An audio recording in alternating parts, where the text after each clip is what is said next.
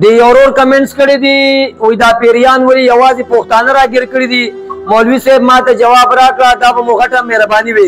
الله دې وروره د دنیا او د آخرت خوشحالي نصیب کا ته چې زما دې ځای ته راشي او زما په دې ځای کې یو ورځ تېره کړي نو بیا به تا ته ولګي چې آیا دې ځای ته تش پښتانه راځي الحمدلله دلته کې د کراچۍ نه مریضان راځي دلته د لاهور نه چې کوم دي مریضان راځي دلته پښتانه راځي دلته چې کوم دي پنجابیان راځي د افغانستان نه الحمدلله دلته کې زموږ دې ځای ته مریضان راځي او دغه لاسه کې په یورپ ملکونو کې الحمدلله